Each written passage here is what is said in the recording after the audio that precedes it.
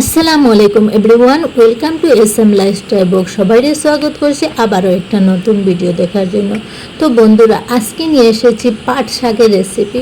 তো একদম unique recipe guys. পাট শাক তো সবাই অনেক রকমের খেয়েছেন, কিন্তু আজকে যে পাট শাকের রেসিপিটা আমি আপনাদেরকে শেয়ার করতেছি, এটা যদি আপনারা আপনাদের ঘরে বানিয়ে দেন তাহলে ছোটো বড় সবাই চেটে ফুটে খাবে। আর আপনার এক হাঁড়ি ভাত নিমিষে শেষ হয়ে যাবে। তো চলুন বেশি কথা না বলে মূল রেসিপিটা আপনাদেরকে দেখিয়ে দিই। তো প্রথমে আমি আমাদের খেতে চলে গেছি, গিয়ে কিছু পাট শাক আমি নিয়েছি। আর পাট শাকে কিছু কিছু পাতা নষ্ট ছিল, তাই নষ্ট পাতাটা ফেগলিয়ে আমি ভালো ডোগাঠায় উঠিয়ে নিয়েছি। তো এখানে দুই রকমের পাট শাক আছে, একটা সবুজ কালারের আর একটা রেড কালার। তো রেড কালারের পাট শাকটা খেতে অনেক টেস্টি, তো আমি দুটোটাই আজকে নিয়েছি। আর গাইস, আমার হাজব্যান্ড তো এই পাট শাকের ফ্যান, ওনার পাট শাক হলে আর কিছুই লাগবে না। তো দেখো আমি পাট শাক আমি উঠিয়ে নিয়েছি, ওর সাথে আমার মেয়েও সাহায্য করতেছে আমাকে। তো গাইস, এখানে আমি আপনাদেরকে দেখিয়ে দিচ্ছি, আমি প্রায় 300 গ্রামের মতো এখানে পাট শাক নিয়েছি। তারপরে গাইস, আমি পাট শাকটাই ভালোভাবে ধুয়ে নিচ্ছি আর ধুয়ে পানি ঝরিয়ে নিচ্ছি। আর এখন আমি পাট শাকটাই সাইড করে নেব। নিয়ে আমি সামান্য পাট শাক নিয়েছি, আর এখন চাকুর সাহায্যে গাইস আমি পাট শাকটাই কেটে নেব। তো গাইস, আমার পাট শাকটাই আমি একদম ছোট করে কাটবো না, কিছু বড় বড় করে কাটবো। আপনারা চাইলে পুরো গোটাই রাখতে পারবেন, কিন্তু আমি এখানে আর গোটা রাখলাম না, আমি কিছু বড় বড় করে কেটে নিচ্ছি সবটাই। তো দেখতে পারটা গাইস, আমার শাকটাই কাটা হয়ে গেছে। এইরকম করে আমি সবটাই শাক কেটে নেব গাইস। তো দেখুন গাইস, আমার শাকটাই কাটা হয়ে গেছে। এখন আমি একটা প্লেটে উঠিয়ে নেব। আর শাকটাকে এখন আমি মুঠেই ধুইব না, কারণ আমি এর আগে শাকটাই ধুয়ে নিচ্ছি। সব প্লেটের মধ্যে তুলে নিচ্ছি। সো গাইস, দেখতে পাচ্ছ আমার শাকটাই কাটা হয়ে গেছে। এখন আমি শাকটা সাইড করে রেখেছি। আর এইদিকে মিডিয়াম সাইজের আমি আলু একটা নিয়েছি, কষা ছাড়িয়ে ধুয়ে, কারণ শাকের মধ্যে আমি আলু দিব, তাই আমি একটা আলু নিয়েছি।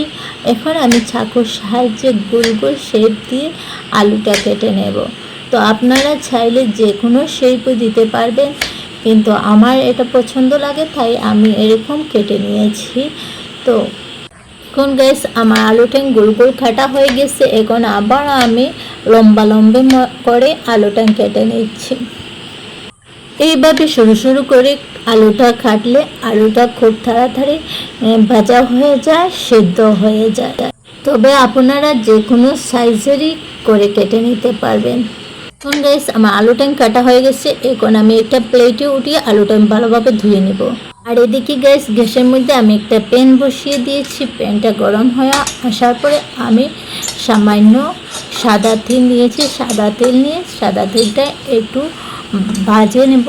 তো একটু একটু ভেজে নেব, যত সময় কিছু লাল হয়ে আসছে না। তো ভালোভাবে আমি তেলটা ভাজিয়ে নিচ্ছি। তো এখন গাইস, আমার তেলটা ভাজা হয়ে গিয়েছি। এখন আমি একটা চামচের সাহায্যে একটা বাটিতে উঠিয়ে নিচ্ছি তেলটাই। তো দেখতে পাচ্ছেন গাইস, আমার তেলটা কালার কীরকম হয়েছে। এখন গাইস, আমি আধ ভাঙ্গা করে তেলটা কিছু প্যাঙ্কে নেব। এখন আমি তেলটা সাইড করে রেখেছি। এখন আমি সামান্য সরষের তেল দিয়েছি। আর তারপরে আমি তেল গরম হয়ে আসার পর কেটে রাখা আলু দিয়ে দিয়েছি, কচি করা কাঁচামরিচ দিয়েছি, সামান্য লবণ দিয়েছি, হলুদ দিয়েছি। হলুদ দিয়ে ভালোভাবে এটা একটু ভেজে নেব। এখন গ্যাস দেখতে পাচ্ছ আমার আলুটাই কিছু কিছু ভাজা হয়ে গেছে। এখন আমি সামান্য জল নিয়ে আলুটাইনকে মধ্যে দিয়ে দেব। তো আলুটাইনকে ভালোভাবে নাড়েছে 2-3 মিনিটের মতো আলুটাইন রেখে দেবো গাইস। তো দেখতে পাচ্ছ আমি আলুটাইন রেখে দিয়েছি। এখন গাইস 2-3 মিনিট পরে আবারও আমি আসলাম। তো দেখো আলু টেন্টের মধ্যে ব্লক চলে এসেছে। এখন আমি কেটে রাখা যে শাকটাইন আছে সেই শাকটাই আলুটাকে মধ্যে দিয়ে দেবো। তো আমি এখন দিয়ে দিচ্ছি শাকটাইন। তো গাইস এখন আমি একটা হাতার সাহায্যে উল্টো পুল্টো করে ভালোভাবে মিশিয়ে নিচ্ছি।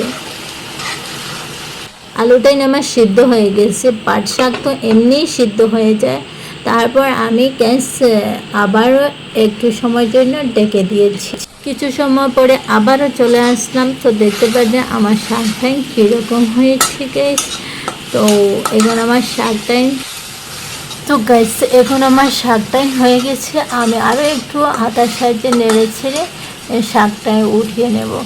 তো দেখতে পাচ্ছেন আমার শাকটাই হয়ে গেছে। এখন আমি গ্যাসটা অফ করে দিয়ে শাকটাই এখন উঠে নেব। এরপরে গ্যাস আবারও প্যানটা ধুয়ে নিয়ে চলে আসলাম। আবারও নিয়ে ঘেঁষে বসিয়ে একটু গরম হওয়ার পরে আমি সামান্য সরষের তেল দিলাম, দিয়ে লাল সরষ একটু ভেজে নেব।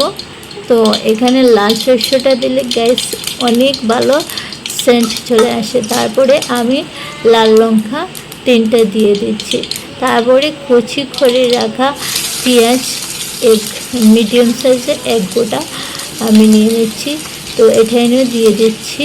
এরপরে গ্যাস পেঁয়াজটা একটু নেড়ে ছেড়ে তারপরে সামান্য রসুন কুচি করে দিয়ে দিচ্ছি।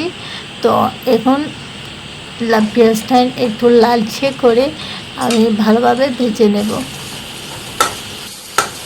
সো গাইস দেখুন আমার পেঁয়াজটা একটু লালচে হয়ে এসেছে। এখন আমি ভেজে রাখা শাক আর আলু যেটা রেখেছিলাম মুঠিয়ে সেটাই দিয়ে দিচ্ছি। দিয়ে একটু সময় নেড়ে ছেড়ে দেব। বেশ ভালোভাবে নেড়ে ছেড়ে আমি এখন একটু লবণ দিয়ে দিচ্ছি। তারপরে আমি আরও কিছু নেড়ে ছেড়ে দিয়ে দেব। তো উল্টো পাল্টো করে ভালোভাবে শাকটা আমি নেড়ে ছেড়ে দিচ্ছি। তো গাছ দেখতে পানটা আমার শাকটা কীরকম হয়েছে। এখন আমি বেজে রাখা যে তেলটাই ছিল অফ ক্যামেরায় গ্যাস আমি ভুলে গেছি আপনাদেরকে দেখানোর জন্য। তো অফ ক্যামেরায় আমি একটু যে তেলটাই বেজে রাখছিলাম গাইস, এই তেলটাই আমি একটু সময় বেজে রেখে তারপরে একটু ভেঙে তেলটাই আমি দিয়ে দিচ্ছি।